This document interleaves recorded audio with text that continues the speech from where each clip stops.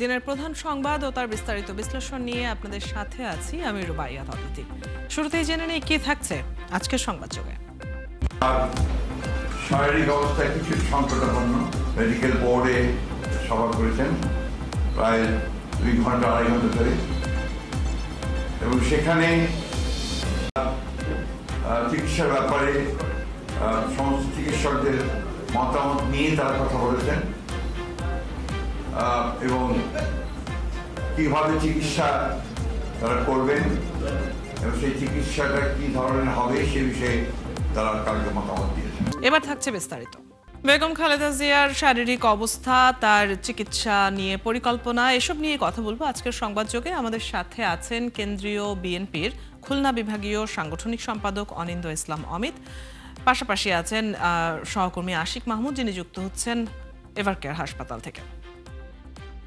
স্বাগত জানাচ্ছি সংবাদযোগে। আমি শুরুতেই আমাদের সহকর্মীর কাছ থেকে সবশেষ খবরটা জেনে নিতে চাই। আশিক, একটু জানাবেন যে বেগম খালেদা জিয়ার চিকিৎসা নিয়ে কি বলছেন এভারকেয়ারের চিকিৎসকরা এবং সবশেষ তার শারীরিক অবস্থার কি খবর পেলেন? আপনি জানেন, আমরা কিছুক্ষণ আগে খালেদা জিয়ার স্বাস্থ্যের যে অবস্থা, আমরা সর্বশেষ একটি আপডেট পেয়েছি। সেটি এখন পর্যন্ত আমরা যেমনটি জানতে পেরেছি যে খালেদা জিয়ার শারীরিক অবস্থার তেমন কোনো পরিবর্তন হয়নি, অর্থাৎ গত 27 তারিখ থেকে আজকে পর্যন্ত উনি সংকটাপন্ন অবস্থার মধ্যেই রয়েছেন। এর কোনো পরিবর্তন হয়নি, কোনো উন্নতিও হয়নি। তবে কিছুক্ষণ আগে খালেদা জিয়ার ব্যক্তিগত চিকিৎসক এজেডএম জাহিদ তিনি আমাদের সাথে কথা বলেছেন গণমাধ্যমের সাথে। তিনি আমাদেরকে জানিয়েছেন যে তিনি চিকিৎসা সেবা গ্রহণ করছেন। ডাক্তাররা এবং তার মেডিকেল বোর্ডের যারা চিকিৎসক রয়েছেন, যারা মেডিকেল বোর্ডে রয়েছে, তারা যে চিকিৎসা তাকে দিচ্ছেন, যে ওষুধ তাকে দিচ্ছেন, তিনি সেই ওষুধ গ্রহণ করছেন। তবে এখন পর্যন্ত কোনো উন্নতি হয়নি বা এখন পর্যন্ত বলার মতো তেমন কোনো পরিবর্তন তার শরীরে আসেনি। তিনি গত 3 দিন ধরে যেমন সংকটাপন্ন অবস্থার মধ্যেই আছেন, আজকে এখন পর্যন্ত তিনি সেই একইভাবে সংকটাপন্ন অবস্থার মধ্যেই আছেন। আমরা জাহিদের কাছে জানতে চেয়েছিলাম যে তাকে বিদেশে চিকিৎসা নেওয়ার বিষয়ে দলের পক্ষ থেকে কি বিষয়ে কি চিন্তা ভাবনা করা হচ্ছে। উনি জানিয়েছেন যে এই মুহূর্তে খালেদা জিয়াকে আসলে বিদেশে নিয়ে চিকিৎসা দেওয়ার মতো শারীরিক যে অবস্থা, শারীরিক যে স্টেবল অবস্থা থাকার প্রয়োজন পড়ে, তার শারীরিক সেই অবস্থা নেই। সুতরাং এখনই তাকে বিদেশে নিয়ে চিকিৎসা দেওয়ার মতো অবস্থা আসলে তৈরি হয়নি। এর পরবর্তীতে যদি তার শারীরিক অবস্থার উন্নতি হয় এবং দেশ বিদেশ মিলিয়ে তার যে মেডিকেল বোর্ড গঠন করা হয়েছে, সেই মেডিকেল বোর্ড যদি সিদ্ধান্ত নেয় যে হ্যাঁ এই মুহূর্তে তাকে বিদেশে চিকিৎসার জন্য নেওয়া যেতে পারে, তখন একটি সিদ্ধান্ত নেওয়া হবে যে তাকে বিদেশে নেওয়া হবে কিনা। তবে পরিবারের পক্ষ থেকে এবং দলের পক্ষ থেকে যেমনটি জানানো হয়েছে যে খালেদা জিয়াকে বিদেশে নেওয়ার জন্য সকল প্রস্তুতি তারা সম্পন্ন করে রেখেছেন। এয়ার অ্যাম্বুলেন্স থেকে শুরু করে যাবতীয় প্রস্তুতি সম্পন্ন করা আছে। যদি তিনি আরও একটু সুস্থ হন, যদি তিনি একটু স্বাভাবিক অবস্থায় ফিরে আসেন, অর্থাৎ যে সংকটাপন্ন অবস্থার মধ্যে তিনি আছেন, সেই সংকটাপন্ন অবস্থা থেকে তিনি যদি একটু উন্নতি হয় তার শারীরিক অবস্থা, তাহলেই তাকে বিদেশে নেওয়া সম্ভব হবে। অদিতি, আপনি জানেন যে এই খালেদা জিয়া কিন্তু দীর্ঘদিন ধরে বেশ কিছু জটিল রোগে আক্রান্ত। ফুসফুসের সংক্রমণ থেকে শুরু করে কিডনির জটিলতা রয়েছে এবং বার্ধক্যজনিত কিছু জটিলতা রয়েছে। সব মিলিয়ে সে কিন্তু বেশ গুরুতর অসুস্থ অবস্থায় লন্ডনে দীর্ঘদিন চিকিৎসা নিয়ে কিন্তু দেশে এসেছেন এবং এরপরে দেশে আসার পরেও কিন্তু কয়েক দফা তিনি অসুস্থ হয়েছেন। নিয়মিত তাকে চেক আপের জন্য এভারকেয়ার হাসপাতালে আনা হতো এবং সর্বশেষ গত 23 তারিখে তিনি হঠাৎ অসুস্থ হয়ে পড়েন। তারপরেই কিন্তু তাকে সাথে সাথে এভারকেয়ার হাসপাতালে নিয়ে আসা হয়। পরবর্তীতে মেডিকেল বোর্ডের যারা চিকিৎসক রয়েছেন তারা তাকে সাথে সাথে ভর্তির পরামর্শ দেন। তিনি তখন ভর্তি ছিলেন। তবে আস্তে আস্তে তার শারীরিক অবস্থা কিন্তু অবনতি ঘটে এবং গত 27 তারিখে তাকে সাথে সাথেই সিসিইউতে নিবিড় পর্যবেক্ষণে রেখে চিকিৎসা সেবা চালানো হচ্ছে। এই 27 তারিখ থেকে আজকে পর্যন্ত এবং এই 3 দিন তার শারীরিক অবস্থা তেমন কোনোই পরিবর্তন নেই, একইভাবেই আছেন। তবে জাহিদ যেটি বলেছেন, অর্থাৎ তার ব্যক্তিগত চিকিৎসক যেটি আমাদেরকে জানিয়েছেন যে তিনি যেহেতু চিকিৎসা সেবা গ্রহণ করছেন, ওষুধ তার শরীরে প্রবেশ করছে এবং তিনি সেটা গ্রহণ করছেন, তারা ধারণা করছেন যে খুব দ্রুতই খালেদা জিয়া সুস্থ হবেন এবং জনগণের মাঝে তিনি আবারও ফিরে আসবেন। এই প্রত্যাশা কিন্তু দেশবাসী যেমনটি করছেন, নেতাকর্মীরাও করছেন এবং খালেদা জিয়ার ব্যক্তিগত চিকিৎসক যিনি সর্বক্ষণিক খালেদা জিয়ার চিকিৎসার বিষয়ে খোঁজখবর রাখেন, বিদেশেও তিনি সাথে ছিলেন খালেদা জিয়ার এবং চিকিৎসার যাবতীয় সকল কিছুই কিন্তু এই এজেডএম জাহিদ তিনি কিন্তু সবসময় খবর রাখেন। তিনি আমাদেরকে আপডেট দিচ্ছেন কিছুক্ষণ পর পর তার শারীরিক অবস্থা।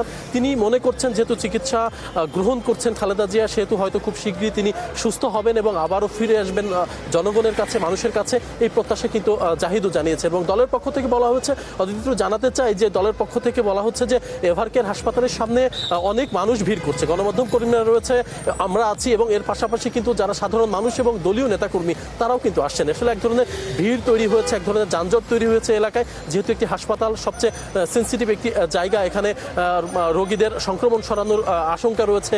খালেদা জিয়া ছাড়াও এখানে আরও 300 রোগী ভর্তি আছে এভারকেয়ার হাসপাতালে। সুতরাং সব দিক বিবেচনা করে দলের পক্ষ থেকে বলা হয়েছে যে এই জায়গাটিতে অর্থাৎ এভারকেয়ার সামনে কাউকে ভিড় করতে মানা করা হয়েছে এবং নিষেধ করা হয়েছে। অনুরোধ জানানো হয়েছে যে নেতাকর্মীরা যেন তার ঘরে বসে খালেদা জিয়ার জন্য দোয়া করেন এবং নফল ইবাদত করেন, এবং এই তারা বলছেন যে জনগণের দোয়া এবং সেই দোয়ার মাধ্যমেই হয়তো এবং সৃষ্টিকর্তার রহমত এবং ডাক্তারদের প্রচেষ্টা, এই তিনটি মিলিয়ে হয়তো খালেদা জিয়া আবার ফিরে আসবেন তাদের মাঝে, এমন প্রত্যাশার কথা কিন্তু জানানো হয়েছে।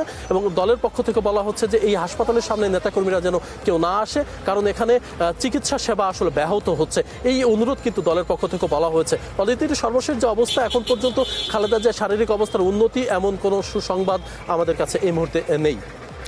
আশিক, দলের পক্ষ থেকে যে প্রস্তুতির বিষয়গুলো সেগুলো নিয়ে নিশ্চয়ই অনিন্দ্য ইসলাম অমিতও আমাদেরকে বিস্তারিত জানাতে পারবেন।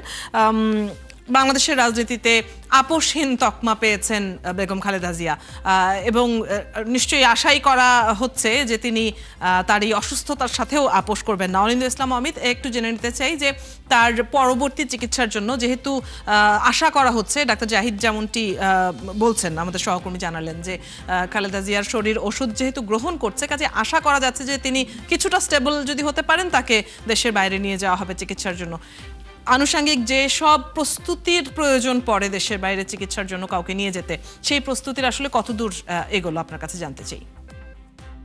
ধন্যবাদ আপনাকে। যেমনটি আপনি বলছিলেন, আপনার সহকর্মী আশিক যেমনটি বলছিলেন, professor doctor AJM Zahid Hossain খুব স্পষ্ট করেই বলেছেন যে ম্যাডাম চিকিৎসকের দেওয়ার চিকিৎসা পত্র অনুযায়ী চিকিৎসা গ্রহণ করতে পারছেন, কিন্তু বলবার মতো উন্নতি এখনো পর্যন্ত পরিলক্ষিত হয়নি। শারীরিক উন্নতি যদি পরিলক্ষিত হয়, অর্থাৎ শারীরিকভাবে স্থিতিশীল যদি হন, তখন মেডিকেল বোর্ড সিদ্ধান্ত নেবেন সেই বাস্তবতায় যে তাকে বিদেশে নিয়ে যাওয়া হবে কিনা, কিংবা নিয়ে গেলে তাকে কোথায় নিয়ে যাওয়া হবে। এই কথাটা খুব স্পষ্টভাবে মেডিকেল বোর্ডের যে বক্তব্যটি আমাদের দলের জাতীয় স্থায়ী কমিটির সদস্য, যিনি ম্যাডাম খালেদা জিয়ার ব্যক্তিগত চিকিৎসক বটে, professor doctor AJM Zahid Hossain এই কথাটি স্পষ্টভাবে বলেছেন। প্রস্তুতি যে কথাটি বললেন, প্রস্তুতির ব্যাপার যদি বিদেশে নিতেই হয় কোন একটি পর্যায়ে, তার জন্য এয়ার অ্যাম্বুলেন্স লাগে, তার জন্য গোছগাছে প্রয়োজন থাকে, বিশেষ করে সংশ্লিষ্ট যে দেশে আমরা যেতে চাই সে দেশের ভিসা সংগ্রহের প্রশ্ন থাকে, সে দেশের হাসপাতালের সাথে যোগাযোগের একটা প্রশ্ন থাকে। আপনারা নিশ্চয়ই জানেন ইতিমধ্যে যে মেডিকেল বোর্ড বাংলাদেশে যে প্রখ্যাত চিকিৎসকরা তার চিকিৎসা দেন, তারা মূলত লন্ডন ক্লিনিকের বিশেষজ্ঞ চিকিৎসক এবং মার্কিন যুক্তরাষ্ট্রের জন হপকিন্স হাসপাতালের বিশেষজ্ঞ চিকিৎসকদের সমন্বয়ে একটি টিম কাজ করে, এবং যেই টিমে প্রত্যক্ষভাবে অংশগ্রহণ করেন বিএনপি চেয়ারপারসনের পুত্রবধূ, আমাদের প্রিয় নেতা তারেক রহমানের সহধর্মিণী ডক্টর জুবাইদা রহমান। সো তারা সমন্বিতভাবে দীর্ঘদিন যাবতই ম্যাডামের এই চিকিৎসাটা দিয়ে আসছেন। তারা যদি মনে করেন যে শরীর স্থিতিশীল, শারীরিক অবস্থা স্থিতিশীল, তখনই বিদেশে নিয়ে যাওয়ার প্রশ্নটি আসবে। কিন্তু তারপর আগাম কিছু গোছগাছে প্রশ্ন আছে যে কোথায় নিয়ে যাওয়া যেতে পারে। যেহেতু ওনাকে সর্বশেষ উনি লন্ডন ক্লিনিকে চিকিৎসা নিয়ে এসেছেন, সেই কারণে লন্ডন ক্লিনিকের একটি ভাবনা দলের মধ্যে রয়েছে। মার্কিন যুক্তরাষ্ট্রের ভাবনাটা এই মুহূর্তে দলের মাথায় নেই বলে আমি জানতে পেরেছি, কারণ এটা দীর্ঘ পথযাত্রা, এই লম্বা জার্নি করবার মতো শারীরিক অবস্থা ম্যাডামের নেই। একটু যদি শারীরিকভাবে সুস্থ হন তাহলে লন্ডন ক্লিনিক একটি বিবেচনায় আছে, যদিও সেখানে প্রায় 10-12 ঘন্টার একটা জার্নি। আরেকটা হচ্ছে সিঙ্গাপুরের হাসপাতাল বিবেচনায় আছে। এই দুটি জায়গাকে বিবেচনায় নিয়ে সংশ্লিষ্ট হাসপাতালগুলোর বিশেষজ্ঞ চিকিৎসকদের সাথে যোগাযোগ এবং ভিসা সংগ্রহ, প্যারালালি এয়ার অ্যাম্বুলেন্স সংগ্রহের ব্যাপারে, এই ব্যাপারে আমাদের যে টিম আছে তারা কাজ করছেন। এটি হচ্ছে বাস্তবতা। কিন্তু সবকিছুর উপরে যে কথাটি আশিক বলছিলেন, আমরা এই সকল প্রস্তুতির বাইরে আমরা আমাদের যে সমস্ত বিশেষজ্ঞ চিকিৎসকরা দেশে চিকিৎসা দিচ্ছেন বিদেশি চিকিৎসকদের সাথে যোগাযোগের মাধ্যমে, আমরা এই মুহূর্তে অতীতের মতো তাদের উপরে নির্ভর করছি। সবচেয়ে বড় নির্ভরতা হচ্ছে সৃষ্টিকর্তার উপর এবং বাংলাদেশের মানুষের উপর। কারণ এর থেকেও সংকটাপন্ন অবস্থা থেকে ম্যাডাম খালেদা জিয়া তিনবার সুস্থ হয়ে আমাদের মাঝে ফেরত এসেছেন। আমরা বিশ্বাস করি জনগণের দোয়া অসম্ভবকে সম্ভব করতে পারে, অসম্ভবকে সম্ভব করতে পারে বলেই যেটা কখনো কেউ প্রত্যাশা করেননি ম্যাডাম খালেদা জিয়া আজও বাংলাদেশের রাজনীতিতে বর্তমান, আজও বাংলাদেশের রাজনীতির প্রাসঙ্গিক এবং বাংলাদেশের দলমত নির্বিশেষে সকলের একজন অভিভাবক হিসেবে আবির্ভূত হয়েছেন। তাই আজকে তার যখন শরীর সংকটাপন্ন, শারীরিক অবস্থা যখন সংকটাপন্ন, বাংলাদেশের রাজনীতি কিন্তু একটা সংকটে আবর্তিত হবার একটা ঝুঁকি মুখে পড়েছে। যে কারণে আপনি দেখবেন সকল দল মত নির্বিশেষে এমনকি সরকার প্রধান পর্যন্ত উদ্বেগ প্রকাশ করেছেন, দোয়া প্রার্থনা করেছেন, দেশবাসীর কাছে দোয়া করবেন আবেদন জানিয়েছেন। আমরা বিশ্বাস করি সমগ্র দেশবাসীর দোয়ায় এবং আমাদের বিশেষজ্ঞ চিকিৎসকের প্রচেষ্টায় এবং আমাদের এই সমগ্র দেশবাসীর দোয়া সৃষ্টিকর্তা অতীতের ন্যায় কবুল করবেন এবং আমাদের নেত্রী আবারও ইনশাল্লাহ সুস্থ হয়ে আবার স্বাভাবিক জীবনে ফিরে আসতে সমর্থ হবেন। আপনি বলছিলেন যে এর আগেও সংকটাপন্ন অবস্থায় খালেদা জিয়া পতিত হয়েছেন এবং তখন তিনি ফিরে এসেছেন। তার উইল পাওয়ার নিয়ে নিশ্চয়ই প্রশ্নের জায়গা নেই, কারণ আমরা দেখেছি যে বিগত 16 বছরের কথাই যদি ধরি, তাকে অনেকবার বিদেশে গিয়ে চিকিৎসা যেন তিনি নিতে পারেন সেই জন্য দলের পক্ষ থেকে আবেদন করা হয়েছে, কিন্তু সেটা সম্ভব হয়নি, তাকে যেতে দেওয়া হয়নি।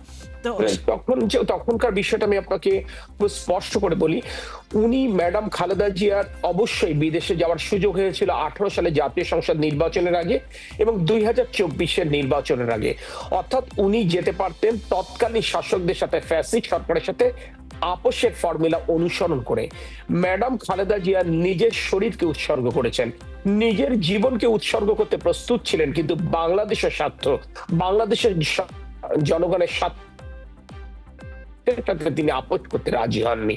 মূলত বিষয়টা এখানে ছিল, যদি 18 সালে বাংলাদেশের জনগণের স্বার্থের সাথে তিনি আপোষ করতেন, বাংলাদেশের ভাগ্যের সাথে যদি আপোষ করতেন, বাংলাদেশের সার্বভৌমত্বের সাথে যদি তিনি আপোষ করতেন, তাহলে 18 সালে নির্বাচনের আগে সরকারের সাথে আপোষ ফর্মুলা অনুযায়ী হয়তোবা উনি বিদেশে যেতে পারতেন। সেদিন যদি তিনি বিদেশে যেতে পারতেন তাহলে তার শারীরিক অবস্থা আজকের এই অবস্থায় হয়তোবা আসতো না। কিন্তু ম্যাডাম সেটি জেনে, ম্যাডাম সেটি বুঝেও নিজের শরীরের চাইতেও তিনি দেশের মানুষের ভবিষ্যৎকে প্রাধান্য দিয়েছিলেন। সবচেয়ে গুরুত্বপূর্ণ যে বিষয়টা আমি বলতে চাই, দেশবাসী নিচে স্মরণে আছে 2018 সালের 8ই ফেব্রুয়ারি করলেন, সেই মানুষটির 1-1.5 বছরের মধ্যে কি এমন ঘটলো যাতে করে সেই মানুষটি কার্যত হুইল চেয়ারে নিপতিত হলেন। এরপর আমরা দেখেছি তার হাতের অবস্থাটা আমরা প্রত্যক্ষ করি সর্বশেষ সশস্ত্র বাহিনী দিবসেও আর হাতের যে ছবি প্রকাশিত হয়েছে গণমাধ্যমে, সেটি বাংলাদেশের মানুষের হৃদয়ে রক্তক্ষরণ ঘটিয়েছে। আমি সেই কারণে বলছি যে স্বাভাবিকভাবে নেত্রী কিন্তু স্বাভাবিকভাবে অসুস্থ হয়েছিলেন নাকি কোনো বিশেষ কারণে, বিশেষ ব্যবস্থার কারণে, কোনো ষড়যন্ত্রের কারণে অসুস্থ হয়েছিলেন, সেটি একটি বড় প্রশ্ন। যদিও এই মুহূর্তে সেই প্রশ্নের উত্তর খোঁজার সময় নয়, কিন্তু আমি শুধু এই কথাটি বলতে চাচ্ছি, যদি আপোষ করতেন আপোষী নেত্রী দেশনেত্রী বেগম খালেদা জিয়া, যদি শুধু নিজের একটু স্বাচ্ছন্দ্য, নিজের একটি সুস্থতাকে প্রায়োরিটি দিতেন বাংলাদেশের জনগণের ভাগ্যের কিংবা স্বার্থের উপরে, তাহলে হয়তো আজকের এই সংকট আসেনি। এখানেই মাহাত্ম্য দেশনেত্রী বেগম খালেদা জিয়ার, এখানে বিউটি তার পলিটিক্সের, যে তিনি কখনো নিজের কথা ভাবেননি। আসলে এটি বিএনপির রাজনীতি, ব্যক্তির চাইতে দল বড়, দলের চাইতে দেশ বড়। শহীদ রাষ্ট্রপতি জিয়াউর রহমানের শুধু সহধর্মী হিসেবে নয়, শহীদ রাষ্ট্রপতি জিয়াউর রহমানের আদর্শের উত্তরাধিকার হিসেবে বিএনপির রাজনীতিকে তিনি হৃদয়ে ধারণ করে বাংলাদেশের জনগণকে সবার উঠে প্রাধান্য দিয়েই কিন্তু কোনো ষড়যন্ত্রের কাছে তিনি আপোষ করেননি বলে আজকে তার শরীর সংকটাপন্ন। আমি বিশ্বাস করি যে তিনি বাংলাদেশের মানুষের প্রশ্নে তিনি আপোষহীন ছিলেন, বাংলাদেশের স্বার্থের প্রশ্নে আপোষহীন ছিলেন, বাংলাদেশের স্বাধীনতা, সার্বভৌমত্ব এবং গণতন্ত্রের প্রশ্নে আপোষহীন ছিলেন। যেই বাংলাদেশের মানুষের দোয়া সৃষ্টিকর্তা কবুল করে তাকে সুস্থ করে আমাদের মাঝে বারংবার ফেরত এনেছিলেন, আমি বিশ্বাস করি আবার সেই বাংলাদেশের মানুষের দোয়ায় সৃষ্টিকর্তা কবুল করবেন এবং দেশনেত্রী বেগম খালেদা জিয়া আবার সুস্থ হয়ে আমাদের মাঝে ফেরত আসবেন ইনশাল্লাহ। আপনি বলছিলেন যে বিদেশে যাওয়ার সুযোগ তৈরি সেভাবে হয়নি, মানে আপোষ করতে হতো সেখানে। এর বাইরেও বেগম খালেদা জিয়ার যে দীর্ঘ রাজনৈতিক ক্যারিয়ার, সেখানে আন্দোলন, সংগ্রাম, অত্যাচারিত হওয়া, জেল খাটা, এরকম অনেকগুলো ফ্যাক্টর নিশ্চয়ই তার শারীরিক অবস্থার উপরে একটা প্রভাব তো নিশ্চয়ই ফেলেছে। অবশ্যই আপনি এই বয়সে একটা নিঃসঙ্গ জীবন যাপন, আপনি শুধু একটাবার চিন্তা করে দেখেন, এই দীর্ঘ 18 বছর এই বয়সে একজন মানুষ নিঃসঙ্গ জীবন যাপন, যার বাড়িতে কথা বলবার মতো কেউ নেই, যার বাড়িতে কোনো প্রিয়জন নেই, এই নিঃসঙ্গতা তো একটা সুস্থ মানুষকে অসুস্থ করে দেওয়ার জন্য যথেষ্ট ছিল। এবং যে পরিমাণ তার উপর অত্যাচার হয়েছে, নিপীড়ন হয়েছে, মানসিকভাবে নির্যাতন হয়েছে, যেভাবে কুৎসা রটনা হয়েছে, প্রতি মুহূর্ত তাকে যেভাবে কটু কথা শুনতে হয়েছে, ষড়যন্ত্রের জাল ছড়িয়ে ফেলা হয়েছিল, শুধু তাকে না, তার পরিবারকে, তার রাজনৈতিক সহকর্মীকে, সমগ্র বাংলাদেশের মানুষকে, এই প্রতিটি ঘটনা তো আসলে তাকে বেদনাক্ত করেছে, প্রতিটি ঘটনা তো তাকে রক্তাক্ত করেছে, প্রতিটি ঘটনা তো তাকে দুর্বল করেছে শারীরিকভাবে, কিন্তু শুধু মানসিক দৃঢ়তার কারণে কিন্তু তিনি টিকেছিলেন। আমি মনে করি যে দেখেন, আপোষহীনতার যে কথাটা আজকে যখন এই ফ্যাসিবাদ বিরোধী আন্দোলন আমরা করছি, তখন এই গণমাধ্যমে কিন্তু আমরা টক শোতে আমরা শুনেছি বিভিন্ন শ্রেণী পেশার মানুষের বলেছেন যে এভাবে তো হাসিনাকে হটানো যাবে না, কেন বিএনপি একটি আলোচনায় যাচ্ছে না, কি অসুবিধা, যদি 70-80টা সিট নিয়ে বিরোধী দলে বসে তাহলে তো একটা ভয়েস রেইজ করতে পারবে, সংসদে কথা বলতে পারবে। কিন্তু ম্যাডাম খালেদা জিয়া প্রহসনের নির্বাচনে অংশ নিতে চাননি, কারণ তিনি বাংলাদেশের জনগণের ভোটাধিকারে বিশ্বাস করতেন, তিনি বাংলাদেশের মানুষের গণতান্ত্রিক অধিকারে বিশ্বাস করতেন। অর্থাৎ তিনি যেটি অন্যায় সেটিকে অন্যায় জেনে এসেছেন, তার সাথে কোনো আপোষ করেননি। যেটি কালো তিনি সেটাকে কালোই বলেছেন, যেটি সাদা সেটিকে সাদাই বলেছেন। তার এই দৃঢ়তার কারণে আমি মনে করি এই গণ অভ্যুত্থান সূচিত হয়েছিল এবং গণ অভ্যুত্থান একটি কাঙ্ক্ষিত পরিণতি লাভ করেছে। সেই কারণে দেখবেন গণ অভ্যুত্থান পরবর্তী সময়ে গণ অভ্যুত্থানের সপক্ষের সকল রাজনৈতিক, সকল সামাজিক, সকল রাজনৈতিক শক্তি কিন্তু তাকে অভিভাবক মেনেছে। অন্তত তার অভিভাবকত্বের প্রশ্নে কিন্তু একটি মানুষ কোনো কথা বলেনি। কট্টর সমালোচক আজকে যারা বিএনপি রাজনীতি নিয়ে সমালোচনা করতে চায়, তারাও কিন্তু এই মুহূর্তে ম্যাডাম খালেদা জিয়াকে নিয়ে সমালোচনা করে না। সবাই তার সুস্থতা চায়, কারণ তারা বিশ্বাস করে ম্যাডাম খালেদা জিয়া সুস্থ থাকা, বাংলাদেশের রাজনীতিতে অবস্থান করা, বাংলাদেশের বর্তমান প্রেক্ষাপটে অত্যন্ত জরুরি। তা নাহলে আগামী দিনের অনিশ্চয়তা কাটানোর দিশা দিতে পারেন শুধুমাত্র এই ভদ্র মহিলা। যদি উনি সুস্থ থাকেন, সেটি বাংলাদেশের আগামী দিনের পথ চলাকে অনেক সহজ করবে। আর উনি যদি অসুস্থ হন, আল্লাহ না করুক, যদি অন্য কিছু ঘটে, সেটি বাংলাদেশের পথ চলাকে কিন্তু কিছুটা হলে অনিশ্চয়তায় ফেলবে। এটি কিন্তু আজকে সমাজের সকল এবং শ্রেণী আপনাদের পেশার দলের মানুষ পক্ষ বুঝতে থেকে পারছে। যেটি আসলে বলা হচ্ছে যে দলমত নির্বিশেষে, কারণ একজন রাজনীতিবিদ হওয়ার আগে তিনি তো একজন মানুষ, তিনি মা, তিনি স্বজন, আপনি বলছিলেন যে তিনি অসংখ্য দলীয় নেতা কর্মীদের অভিভাবক, নিশ্চয়ই তার সুস্থতা কামনা করছেন দেশের অসংখ্য মানুষ এবং তারা অপেক্ষা করছেন। আমরা কৃতজ্ঞ, আমরা দেশবাসীর প্রতি কৃতজ্ঞ। দেখেন, ম্যাডাম খালেদা জিয়া সুস্থ ফিরেছে শুধুমাত্র আমার কিংবা আমাদের দোয়ায় নয়। ম্যাডাম খালেদা জিয়া আপনি বলছিলেন যে দেশবাসীর দোয়ার একটা নিশ্চয়ই বড় ভূমিকা সেখানে রয়েছে। সময় থাকলে আমরা নিশ্চয়ই এই বিষয়ে আরো শুনতাম। তবে অসংখ্য ধন্যবাদ জানাতে চাই আপনাকে যে আজকে আপনি আমাদের সাথে যুক্ত হয়েছেন এবং এই বিষয়ে আমাদের সাথে আলোচনা করলেন, আমাদেরকে সময় দিলেন। ধন্যবাদ আমাদের সাথে যুক্ত হবার জন্য। দর্শক, কেন্দ্রীয় বিএনপির খুলনা বিভাগীয় সাংগঠনিক সম্পাদক অনিন্দ্য ইসলাম অমিত আমাদের সাথে যুক্ত ছিলেন এতক্ষণ। এই ছিল আজকের সংবাদযোগে। আগামীকাল ঠিক রাত 10টায় আবারও দেখা হবে নতুন কোনো বিষয় ও তার বিশ্লেষণ। ৭১-এর সাথে থাকুন।